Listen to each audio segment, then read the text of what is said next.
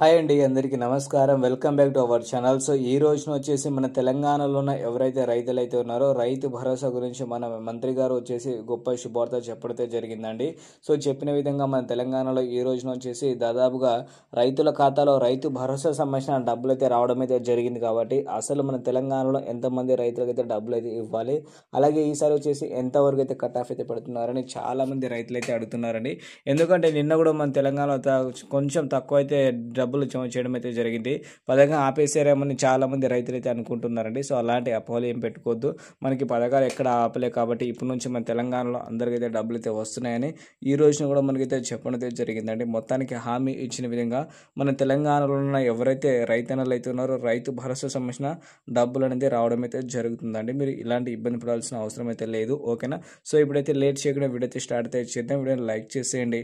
ముందుగా చూసుకుంటే మన తెలంగాణలో ఉన్న రైతుల కోసం అయితే రైతు భరోసా పథకాన్ని ఈసారి గతంలో అమలు చేసిన విధంగా చేస్తే కనుక మన తెలంగాణలో రైతు భరోసా పథకం ద్వారా డబ్బులు అయితే రైతులకైతే సేఫ్ అయితే అవ్వడం అయితే జరుగుతుందండి. ఎందుకంటే గతంలో చూసుకుంటే ఎంత పడితే అంత ఆ విధంగా రైతుల ఖాతాలో రైతు భరోసా కాకుండా రైతు బంధు పేరిట జమ చేయడం అయితే జరిగింది గత ప్రభుత్వం.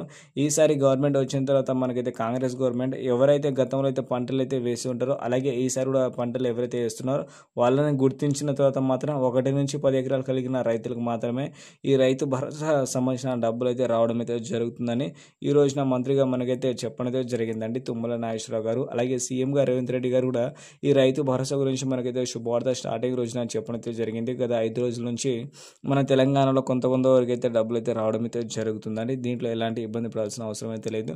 ప్రతి ఒక్క రైతు ఖాతాలో ఈ రైతు భరోసా సంబంధించిన డబ్బులు అయితే ఉన్నాయి కాబట్టి మీరు ఇబ్బంది పడాల్సిన అవసరం అయితే లేదని ఈసారి మన వ్యవసాయ శాఖ మంత్రి గారు చెప్పడం అయితే జరిగిందండి. ఎకరానికి 6,000 రూపాయలు మాత్రమే మనకైతే ఇవ్వడం అయితే జరుగుతుంది.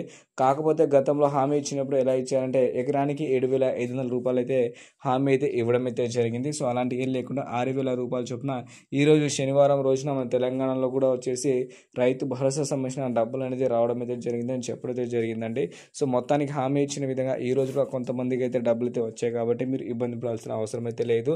సో రేపు ఆదివారం కావడంతో కొంతవరకు అయితే డబ్బులు అయితే పెండింగ్ అనేది ఉండడం అయితే జరుగుతుందండి. మీరు దీంట్లో ఇబ్బంది పడాల్సిన అవసరం అయితే లేదు.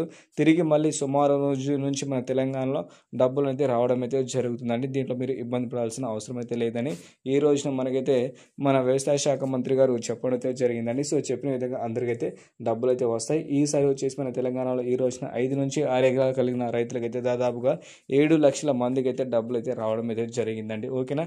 సో ఇలాంటి ఇన్ఫర్మేషన్ కోసం తప్పకుండా వెళ్ళి మీరు ఏం చేస్తారంటే మన జాబ్స్ అప్డేట్ యూట్యూబ్ ఛానల్ అయితే వెళ్ళి సబ్స్క్రైబ్ చేసుకోండి. ఓకేనా?